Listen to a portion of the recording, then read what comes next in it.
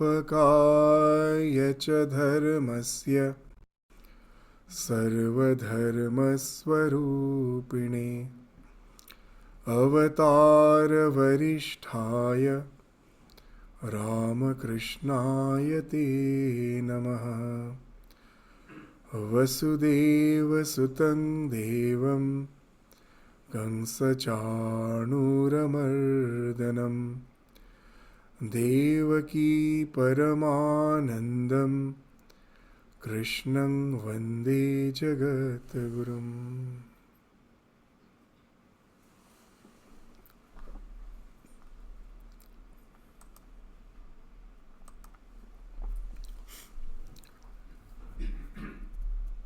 So in the last class we were studying from the 7th to the 9th verse of the 10th chapter of Shrimad Bhagavad Gita, where we found that, as we saw in the 9th verse, Macchitta Matagata Prana Bodhayanta Parashparam Kathayantascha Mang Nityam Tushyanti cha Ramanti cha. So from your subjective individualistic practice to the congregational practice. So that's as such covers the entire gamut of your spiritual endeavors.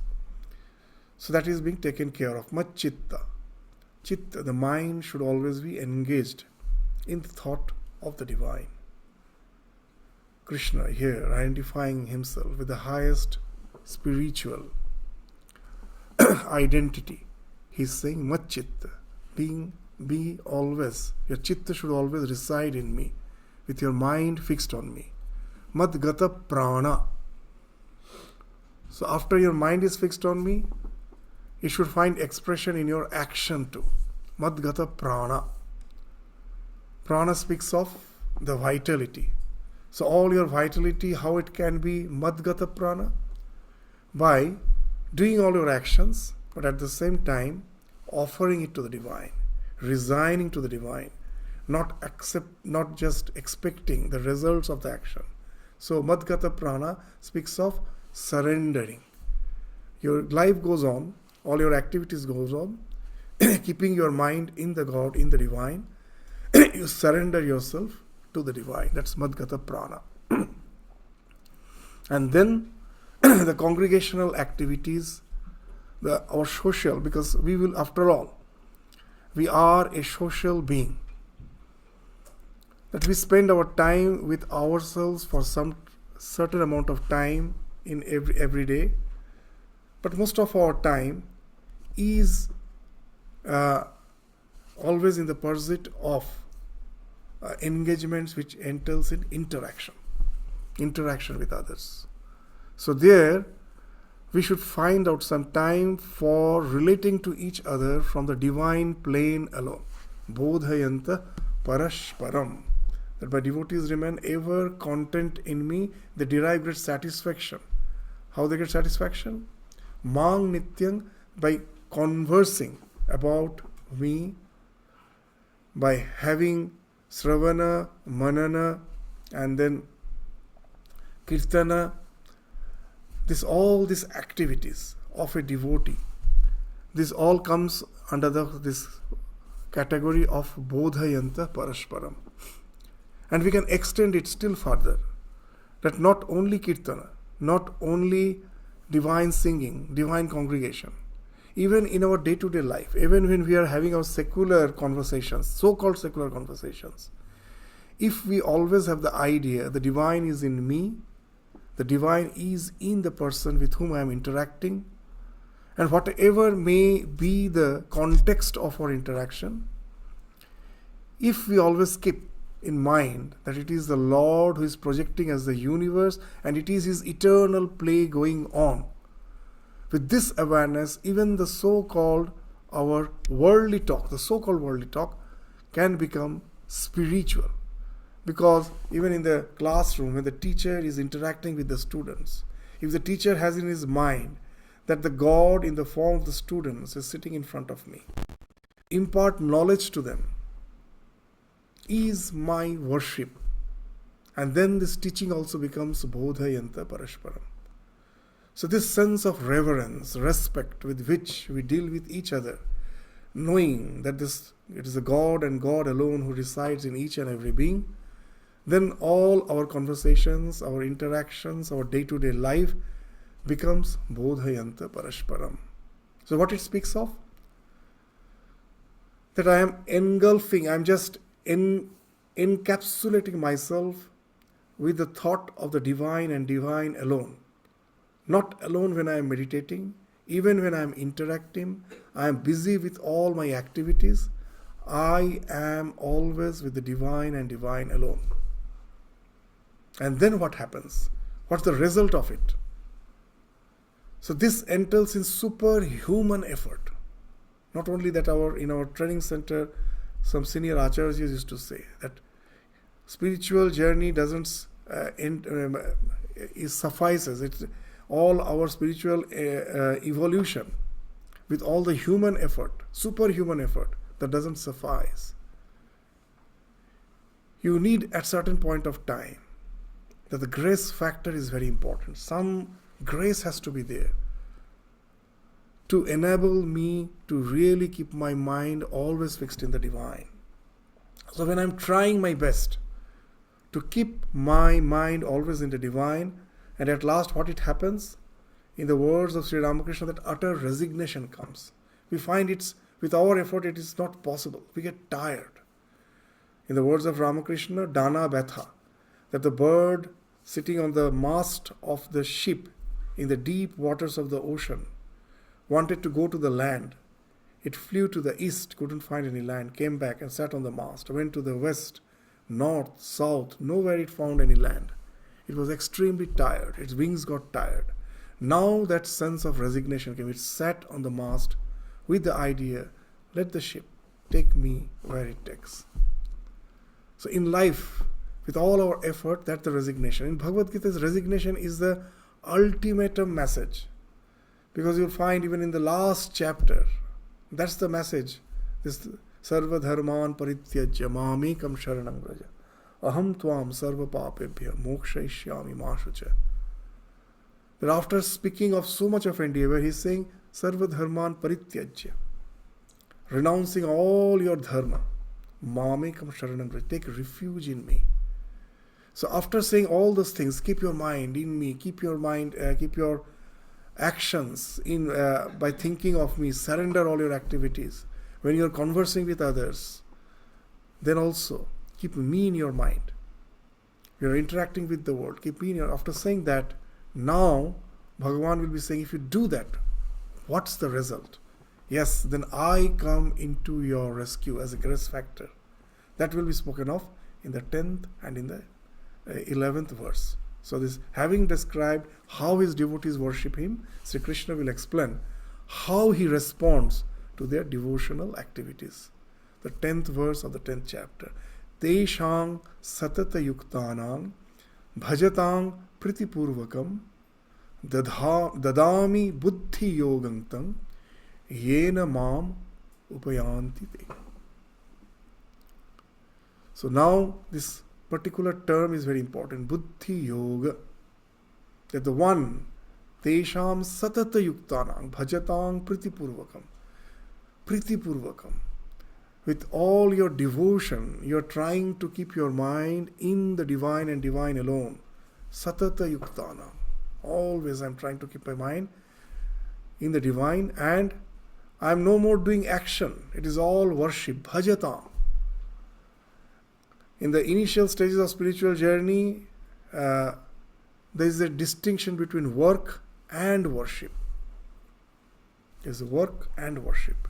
Then as we evolve, work itself becomes worship. Work is worship.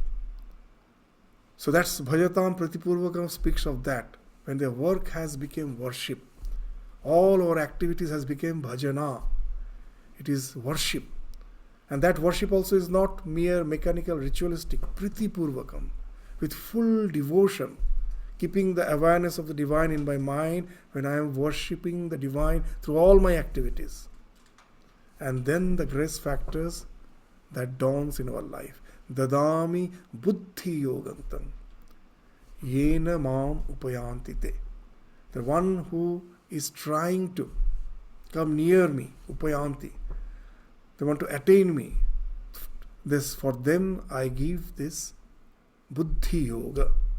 So I bestow the yoga of understanding, buddhi, by which they can attain me.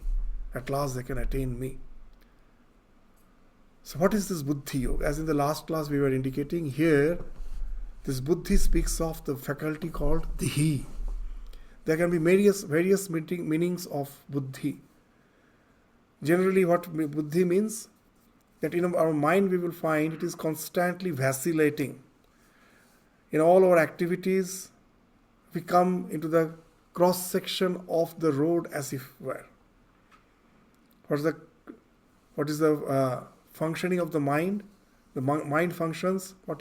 How it can be defined? The function of the mind: kartum, akartum, anyatha kartum.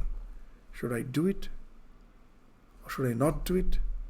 Or even if I do it, not in the way, not in the conventional way, not in the way I have thought, maybe in a different way. So that's what is going on in our mind constantly.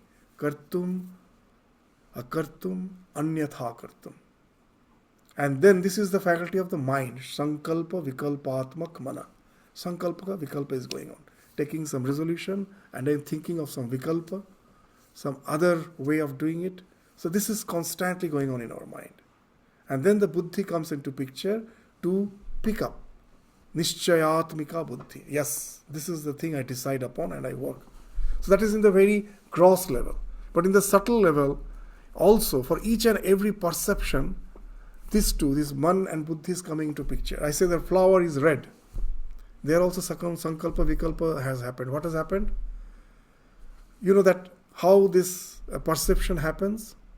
That this light as a stimuli then comes and touches the retina of my eye. The function of the eye stops there. It gets converted into optic nerve current.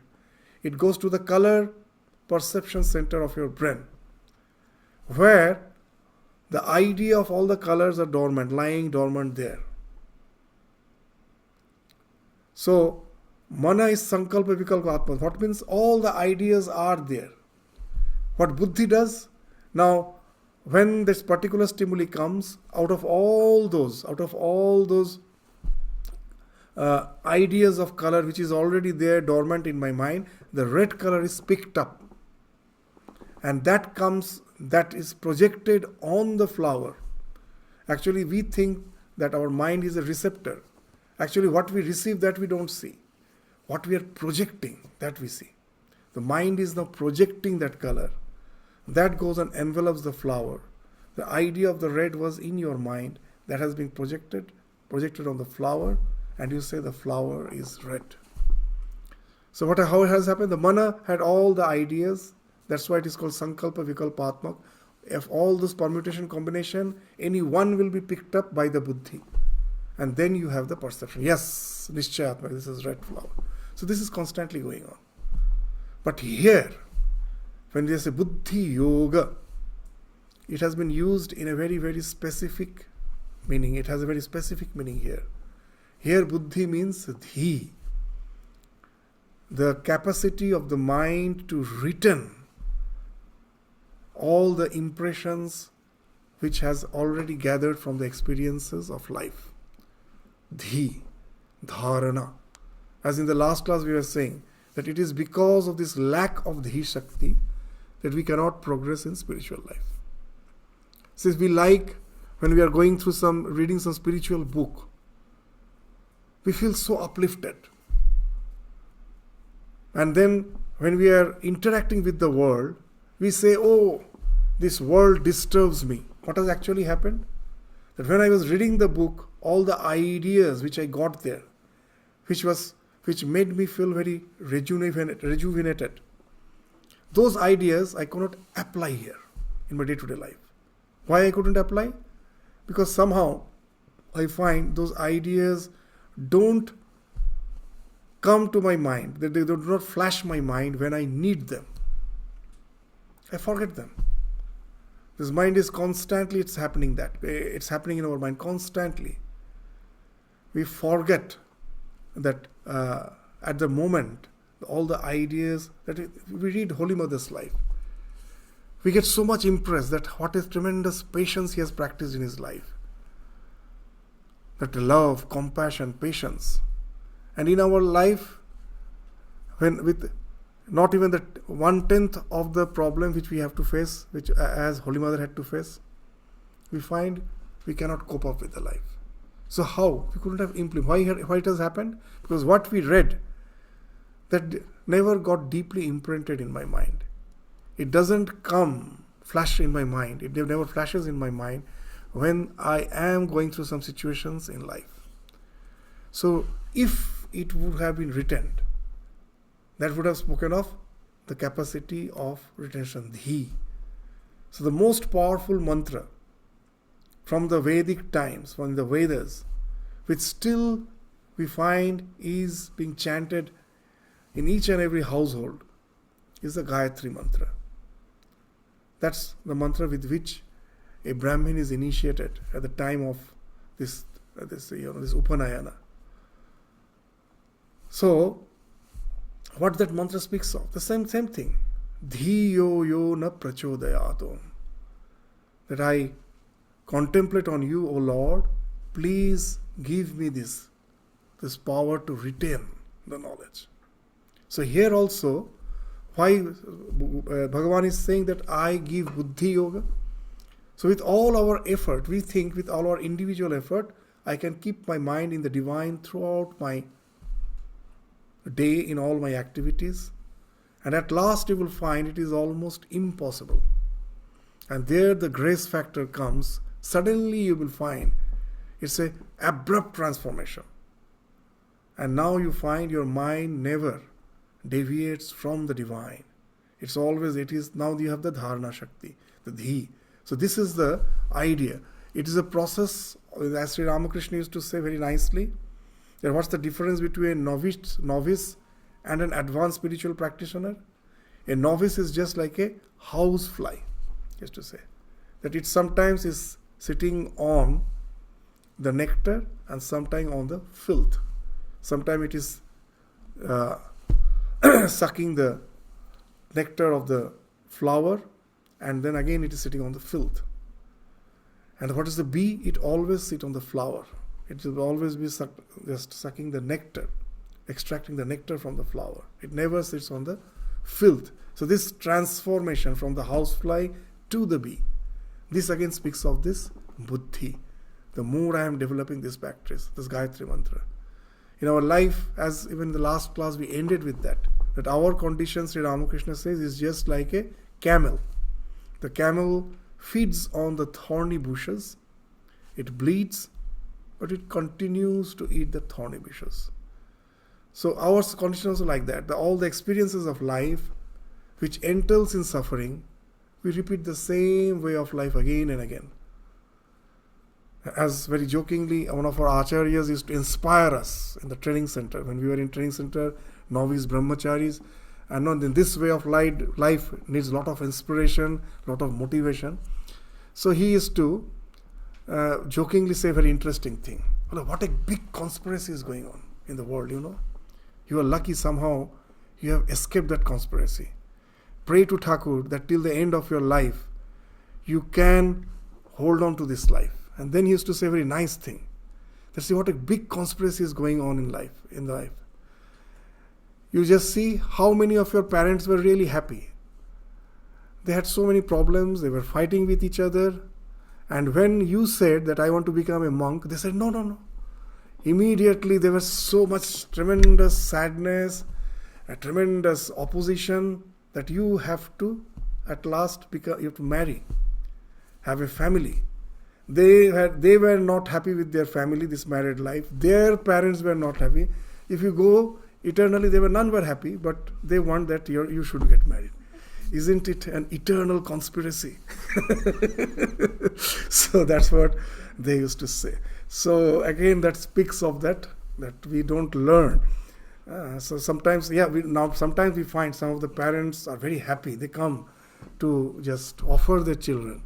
But it's a very rare thing that some have learned from their life. Okay, my son wants to be a monk. Come, let me go and just myself will go and offer it to Sri Ramakrishna. Such things are very rare. Most of us, we find, somehow it doesn't register. So, what is the spiritual wisdom that is retained, and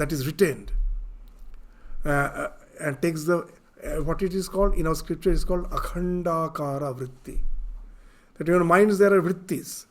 These constant pulsations are going on. But they break. Some other thought comes and breaks it. So when, by the God's grace, you get established in Buddhi Yoga, that's why he's saying, Dadami, I give it. It's not possible for you to attain it. Dadami Buddhi Yogantam. At last, it is by his grace we get that type of mind whereby find it is no more vacillating. Just Tomari Koriyachi Jivone Dhruvotara. It's not that easy to make the Lord the pole star of your life. It's not that easy. So when you have succeeded, know it by God's grace. He has imparted that Buddhi Yoga to you. That's what we should pray for every day. The Gayatri Mantra is the same prayer. And then it takes the form of Akhandakara Vritti. And again, says God here again and again is just saying that we say that we shouldn't have ego. But ego is so subtle. Sri Ramakrishna is saying very interesting thing. That in an old dilapidated buildings, suppose there is some sapling of banyan tree and the crack has developed. And we know that this banyan tree, if it grows, this dilapidated building will just simply fall off, will be demolished because of these huge cracks. So someone goes and cuts the tree. But the roots has already gone deep inside the walls. So after a few days, again the sapling comes up. So Ramakrishna says, ego is just like that. We don't know where all this, the roots of the ego has gone. So what happens even in spiritual life, each and every step, there's a fear of the resurgence, re-emergence of this ego. The moment suddenly you find your mind is always in the divine, and then that ego comes back in a very subtle form. Oh, through my practice I have attained this.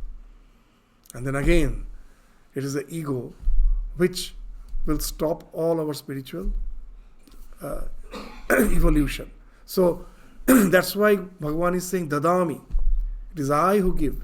Know that it is by the bless of the divine that has came in our life.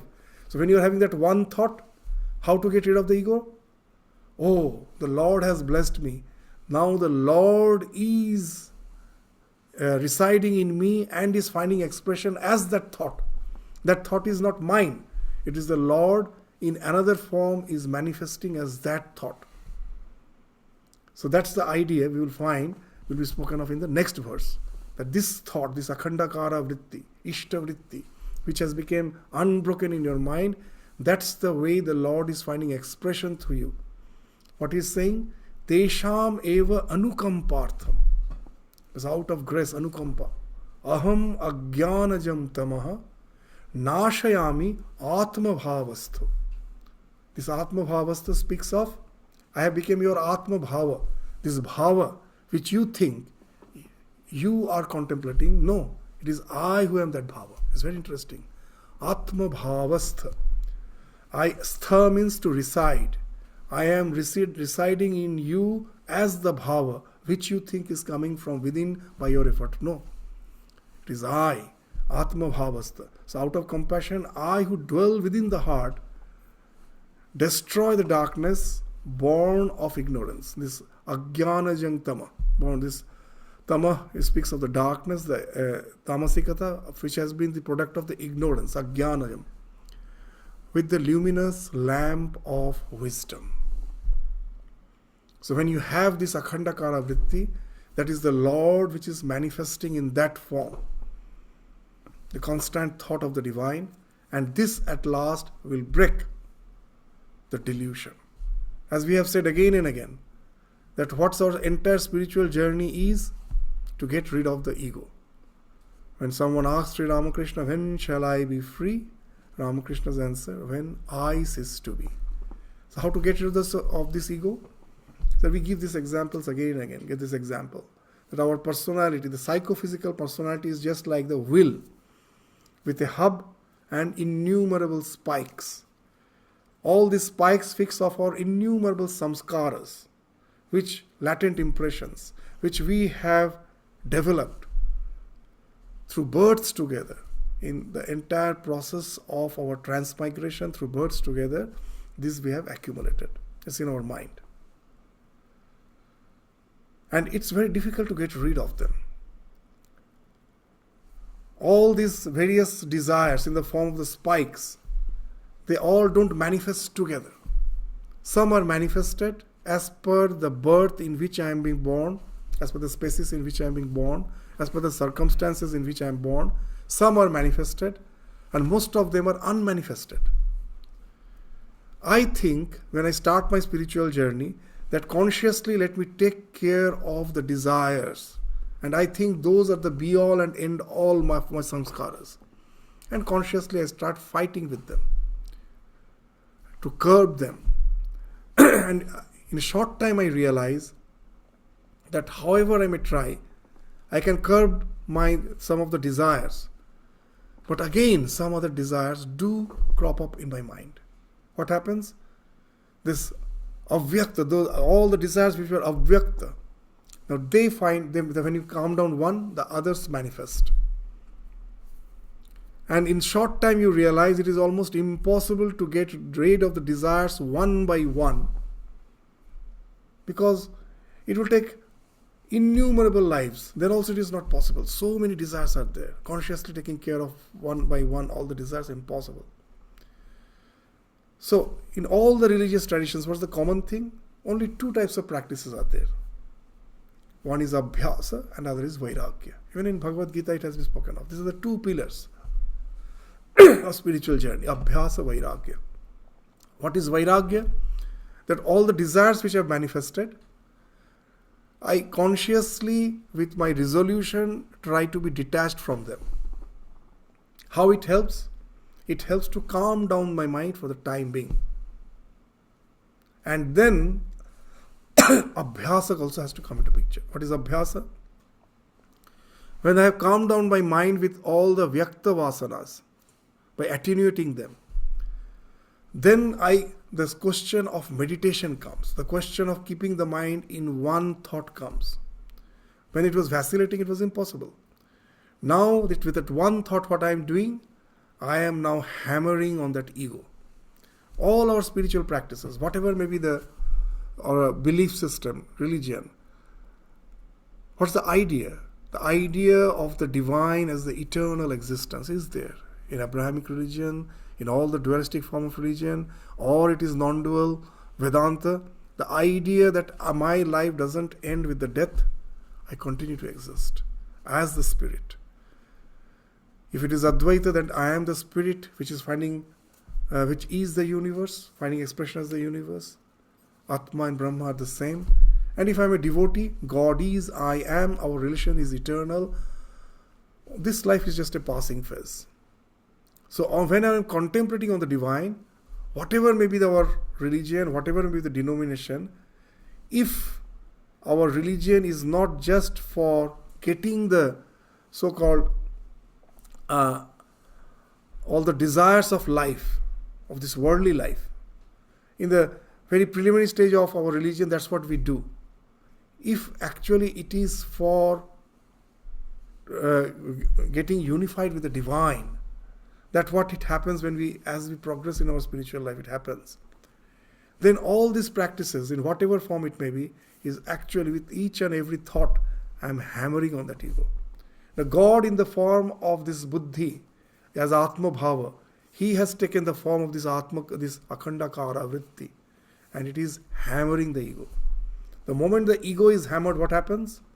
Now, as all the spikes, all these innumerable spikes, of which some were vyakta, some were avyakta, some were manifested, some were not manifested. But they were all connected to this hub, the ego. When the hub is taken out, all of them fall all at once, at a time. And then what happens? This Nashayami Atma Bhavasa Jnana Deepena Bhashvata. Immediately, in a flash, the wisdom, all the ignorance, Ajnanatama is Nashayam. Nashayam, he has gotten rid in one go, it all has gone, and in a flash, the illumination happens.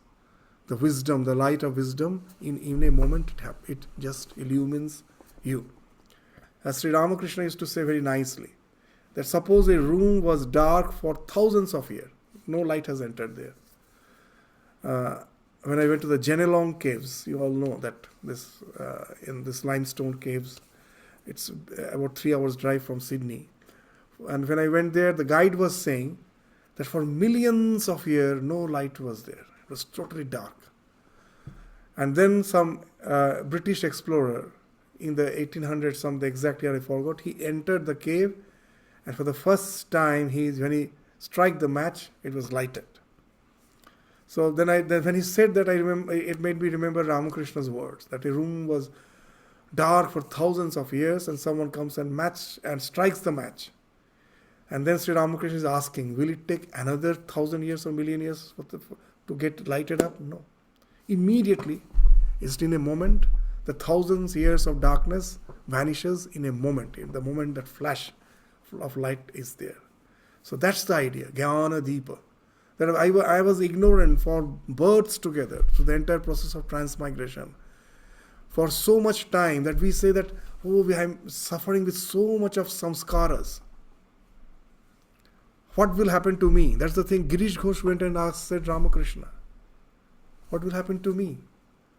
And Sri Rama, that I have done so much of sin. He's just simply going and confessing.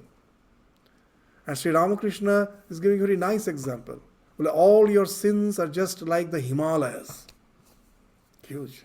You are saying, and I do agree, it's just like the Himalayas, range of fire, for this range of these mountains, the peaks.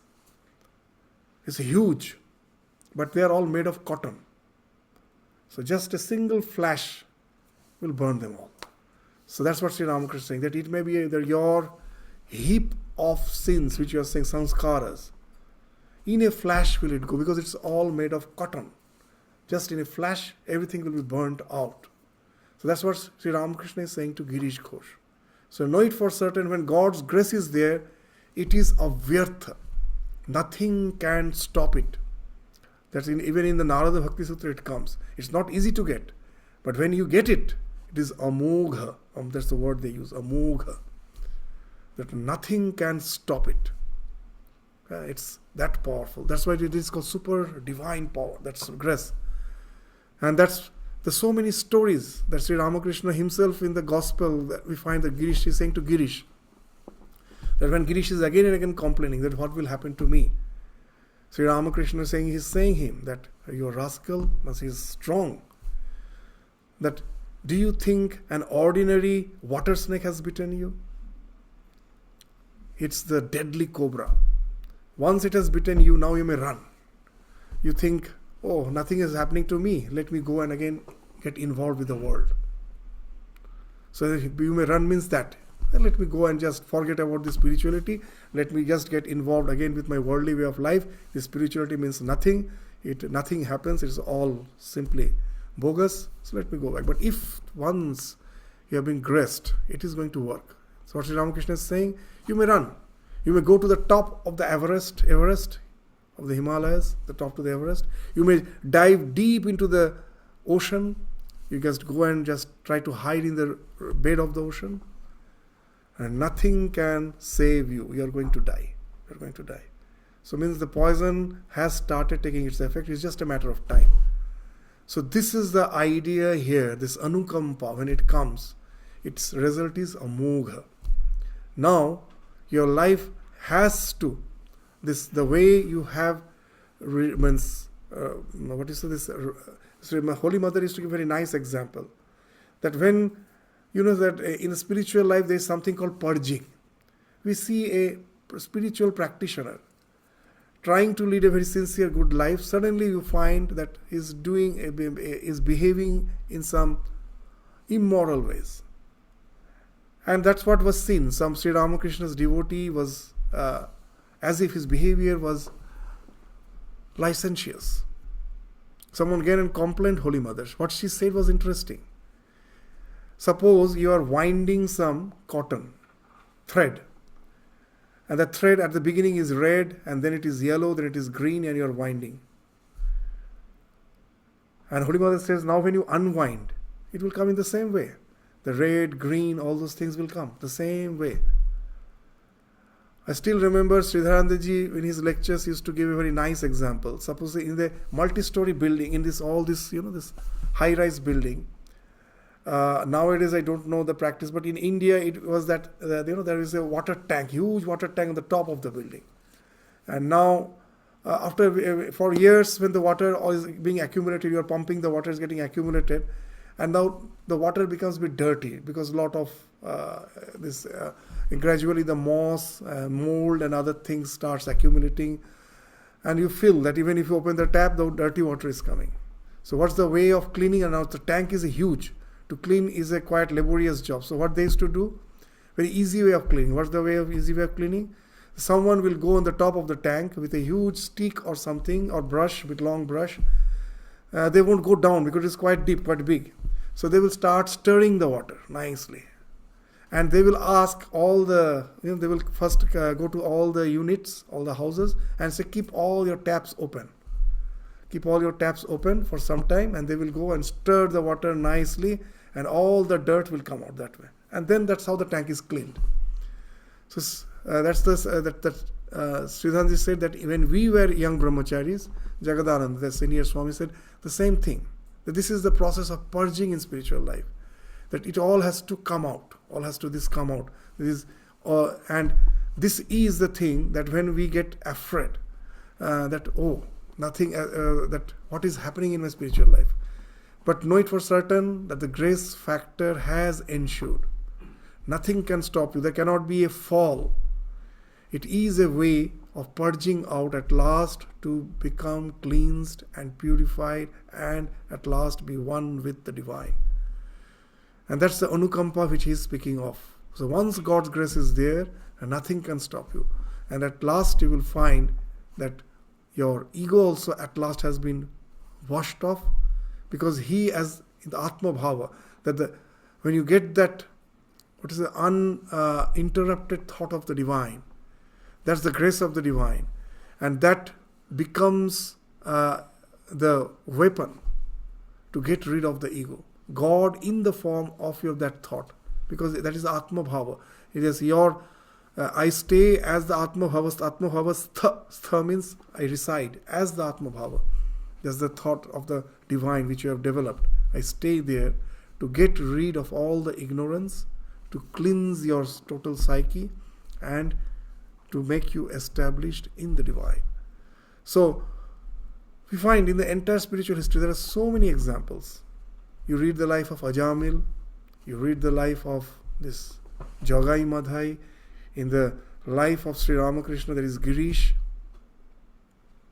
there is Kalipada, there is so many such persons. If you have that strong faith, you can really get the grace. This Kalipada Ghosh, that story is very interesting. The story actually gives a nice interpretation of the scripture. When Sri Ramakrishna was in Dakshineshwar, he wasn't yet that famous. No one knew of him. And this Kalipada Ghosh's wife, she was suffering like anything because her husband was a drunkard. All the money he was just wasting, the family's life was really shattered. And to find some remedy, in India and everywhere that belief is there, you go to some holy man and he will give you some this holy water or something, and with that a miracle can happen. So this wife went to Sri Ramakrishna and told that my husband is just is a characterless person, always drinks, my family is getting shattered, please change his mind, please give me some remedy, totka, that some herbal medicine or something, jari-buti, whatever it may be, so with which my husband will be cured from this disease of this worldly disease. Now, Sri Ramakrishna was a bit amused because he never used to do all these supernatural things. So, but at that time, he was in a mood to make some fun. So, what he did, he said, "Oh, it is not me. I don't give all those herbs. You just see that there's Nahabat, the next building. There one lady stays. She is an expert. She can give you all this jari-buti. You go to her. And she went to this Holy Mother. Actually, Holy Mother was staying there. Holy Mother understood. This Ramakrishna is playing prank with this lady. And now she sincerely said, no, it's not me. If really some remedy you need, it is he only who can bless. So again this lady went to Ramakrishna. And Ramakrishna was having that, now by this time he somehow was got quite involved in this prank. He said, no, not me. It is she. She doesn't want to.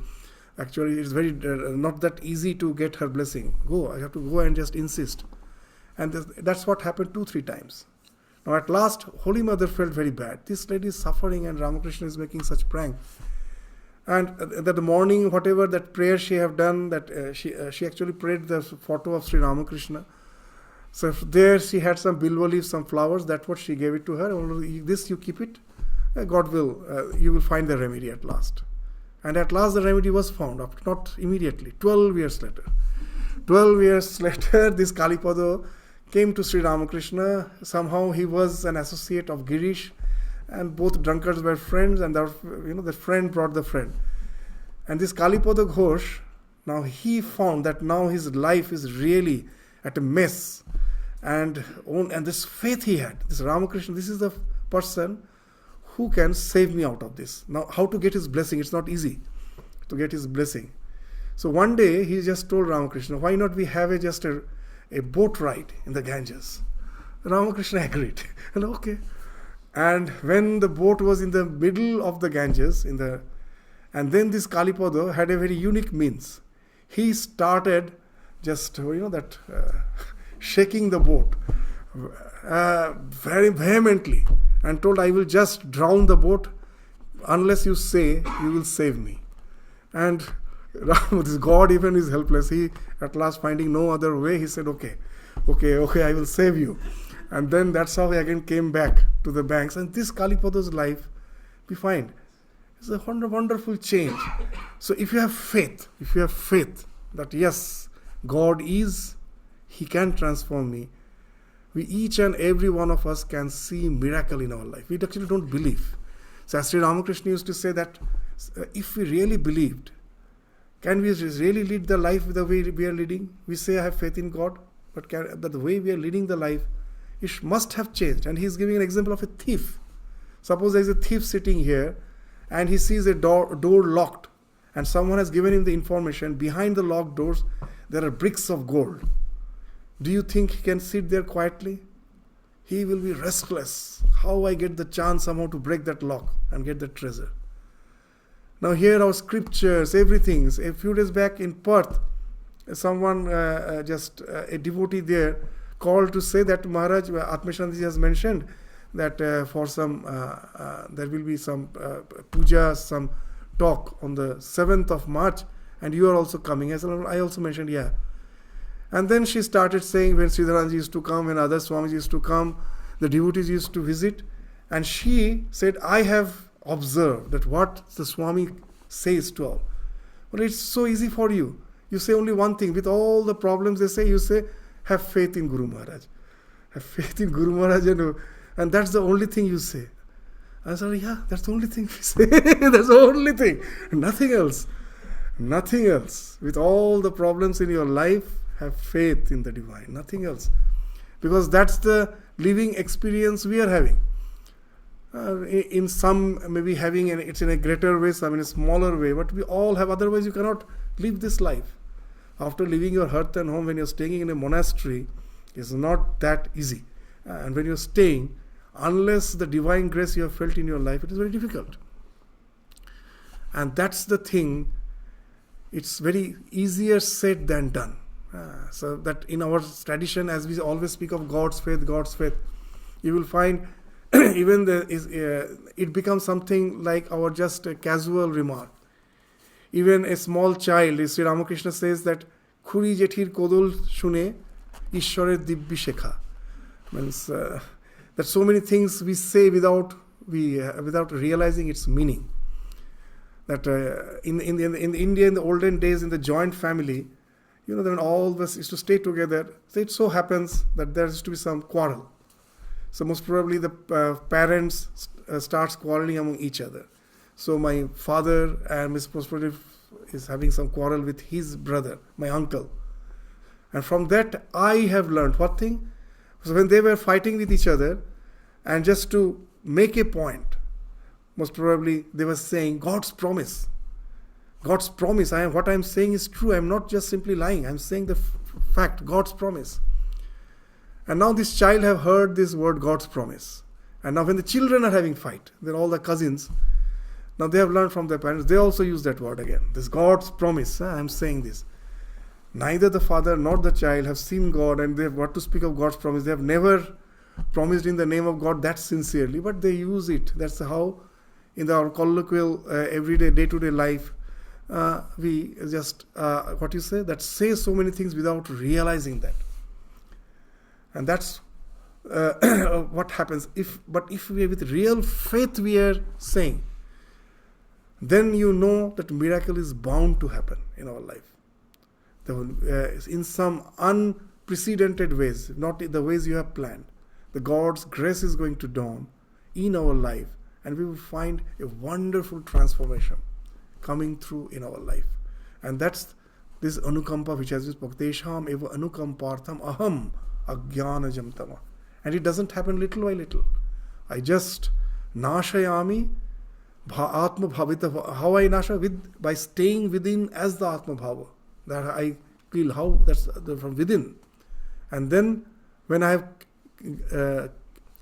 demolished your ajnana, your tama, and then in a flash you find that illumination comes. That you have suddenly changed. There's a overhauling transformation has happened in you. So that's the thing which this in the 11th verse we are speaking, God is assuring us. So now we will find from the 12th till the 18th verse, this is the verses where Arjuna is asking something. He's yearning to hear of the divine manifestations of God. Now to keep the mind in the divine, as we say, is not easy.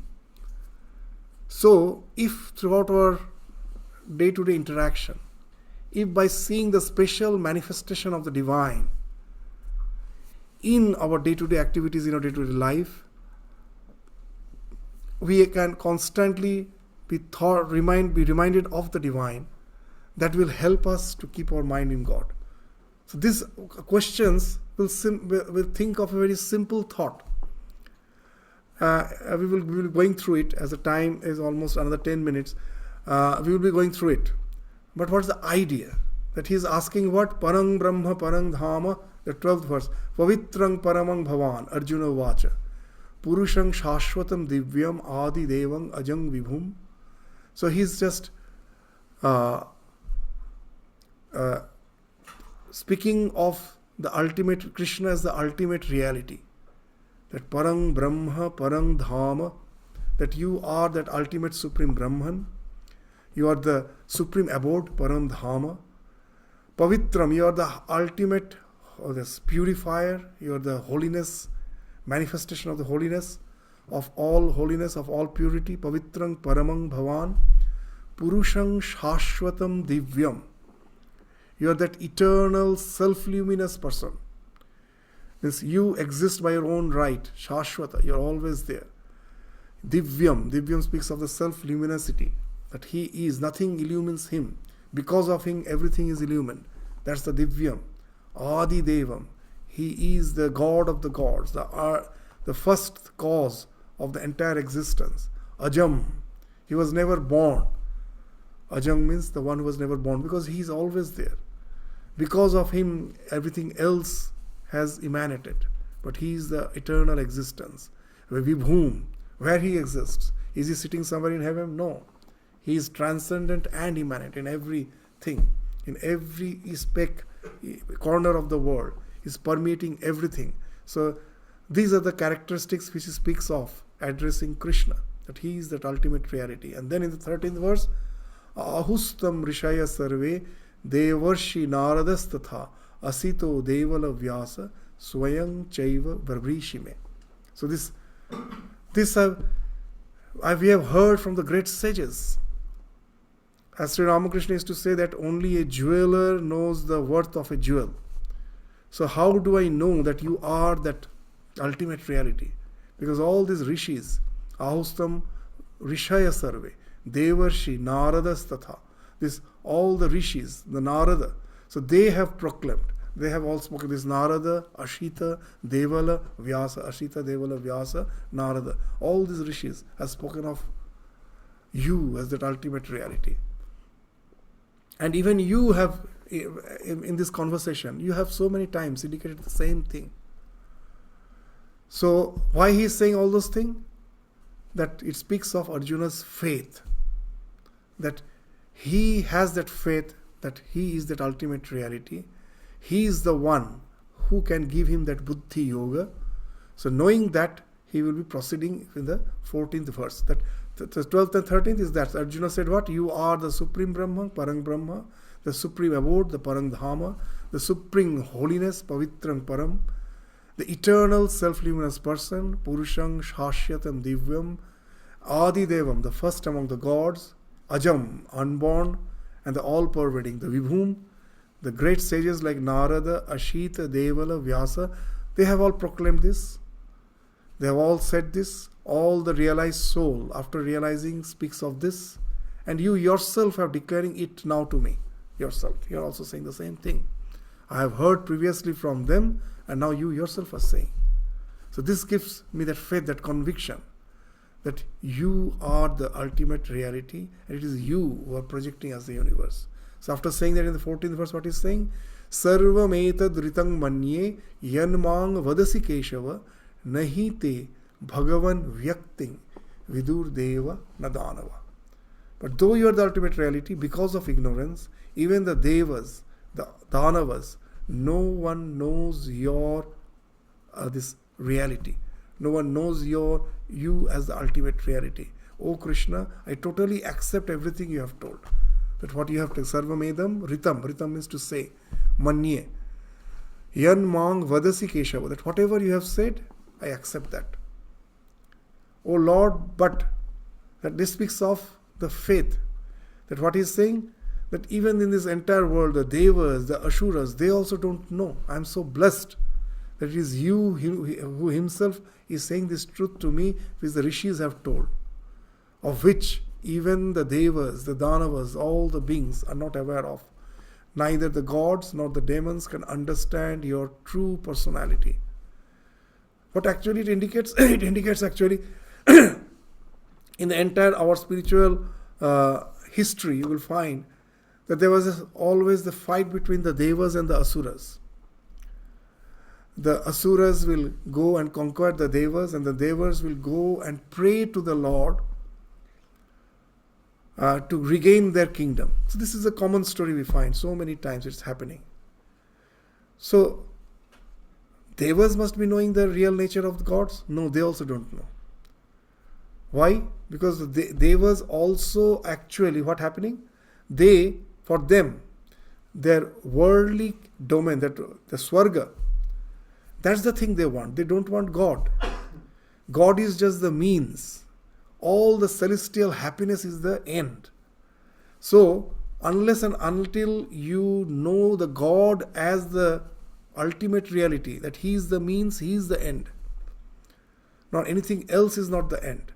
You can never realize the divine to be the innermost core of your being. So that's why Deva, Dharava, no one knows Him. So still it reminds me, I will proceed slowly to the next verse. So this idea that unless you take the God as the ultimate end, as Swami Vivekananda used to say very nicely, for most of us, spirituality, what it means, God is the means, world is the end. It is a type of materialism. That I am suffering from some disease, I want to be cured, I pray to God. World is the end. I don't want God. God is just the means. I want wealth, I want a good position in life, I want to get married, have some good relations. For all that I pray to the divine. God is just the means, world is the end. But unless you make the God Himself as your end, it never speaks of your true spirituality. You can never realize the divine as the core of your being. So I will tell you just a funny story. When I was in Belur Math for some time, And there, somehow in our training, in our Belur Math library, the Harry Potter book came. Harry Potter was there.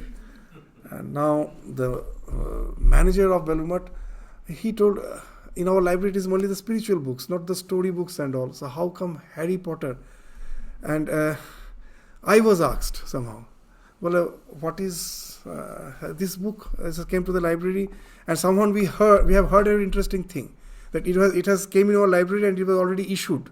Some sadhus have already started reading, and already the news have been that once it is returned, the manager Maharaj has said it won't be issued anymore. So it has to come. You cannot force. It has been issued to a sadhu. Okay, let him is reading, but he will return. The moment he is returned, then don't issue it anymore. And that news was passed to the sadhus. So he was not returning. From him, some other sadhu was taking. So that way.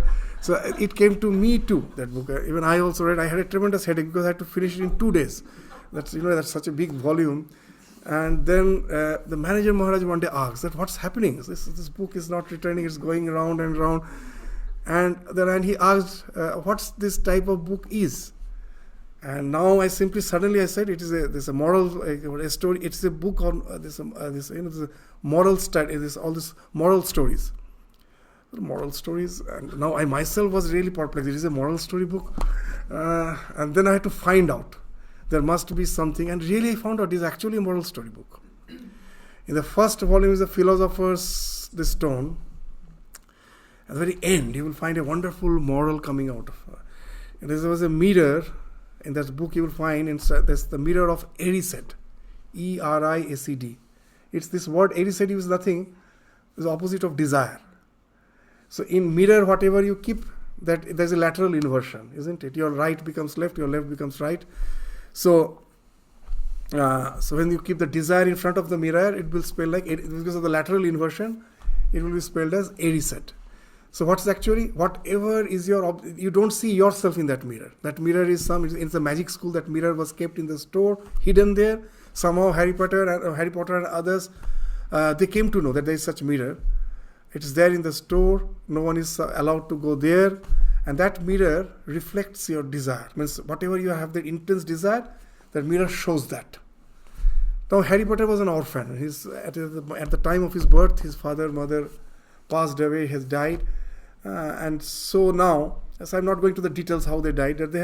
He was an orphan. So as a child, that tremendous yearning was there. I want to see how my parents were. I want to see my parents. And at night, seekingly, somehow, hidingly, he goes when no one was awake, and somehow manages to stand in front of that mirror. And he sees his mother and father becoming lively there. And that's how emotional that's binding he feels with them. So that's at the very beginning of the book we find. At the end of the book, this mirror of Erised again comes to picture. Very interesting.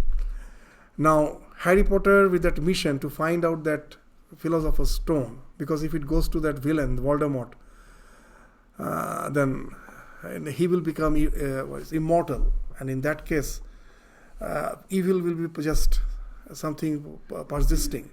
So somehow he shouldn't get. Now this Voldemort was also in search of this Philosopher's Stone, and Harry Potter was also in the search. At last, both in their venture, at last comes in front, in some basement, somewhere they come in front of this mirror. And now Voldemort sees nothing. He's standing in front of the mirror, he sees nothing. And Harry Potter, who was in search of the Philosopher's Stone, now both are supposed to see, because their desire was to get the Philosopher's Stone. Harry Potter sees, he was very much surprised. It was in his pocket only. How come it came to my pocket? He never knew, but he kept quiet, because he knows if Voldemort comes to know, then I will be attacked. So he kept quiet. There was a fight, but he was saved. But he was badly injured. So, and Voldemort had to run away. And now Harry Potter was in the magic school hospital, severely injured. And this Dumbledore, the principal, came to see him. And now Dumbledore, when he came, now the Harry Potter, his student, he was very much perplexed. So he asked this question, very interesting question. What's this question? So see, we both had the desire to have the Philosopher's Stone. And we at last came in front of the mirror. he couldn't see. It was his intense desire to have it. He couldn't see it. And I saw from where it came, I don't know, it was in my pocket. It doesn't make any sense. How it happened, why it happened. The mirror is supposed to be not to be biased. It has to show it to everyone. And then what Dumbledore told me something which has to say of this spiritual goal. That what he said was interesting. He said actually for Voldemort, the philosopher's stone was not the thing he was desiring. He was desiring immortality. So this philosophy is just a means. Immortality is the thing he wanted. And immortality in this world, everything is mortal. It is something impossible. Immortal is impossible. So he saw nothing because he was asking for something which is not possible. And for you took it as a mission. I have to find the philosopher's stone, nothing else. That's the thing I want. And that's how you saw it. You saw it in your pocket. So that in our spiritual journey, we somehow don't realize where the God is. It's just a matter of belief. All say, my parents said, the other seniors said, and I say, oh, but maybe God is, I believe God is. But actually we have never felt the presence of the divine. Why it happens? Because God is just a means, it's not the end. If we can make him the means and the end, he can be our end, then you will see he is hidden in your pocket, in the pocket of your heart. It is already there. You won't have to search anywhere. So that's just such a wonderful moral comes out of it. So that's the thing which we will find is being spoken of here. That even the devas, the adhanavas, no one knows of him. But the one who has faith, who has the faith, wants to be one with the God, can find him in his life, in each and every moment, seated there in his heart as the Atma Bhava. Atma Bhava is sitting there, guiding him through the journey of his life. So this ideas will be spoken of till the 18th verse in the question form of question. But even in the questions, if we reflect, we will find so many wonderful meanings are coming out. It's already the time. I was reading the Ranganathanji's Gita, this commentary. These mantras everywhere we find is just a little translation because nothing much philosophical is there, so they pass through it. But Ranganathanji, after going through these verses, is making a wonderful reflection. He says that this has actually become the national trend of India, that to see the divine in each and every being, this vibhuti, as vibhuti is a manifestation, and it has done something wonderful. It has transformed the nation in such a way, you will find we can really revere someone in whom there is a special manifestation of divine. We can revere someone from the bottom of our heart without thinking of the denomination, without thinking of what faith he belongs. At the beginning he gives that wonderful example. That see, in all the religions, other religions will find that the prophet has been persecuted. He has been persecuted. Jesus has been crucified. You just go to the Baha'i faith. Their faith leaders were persecuted.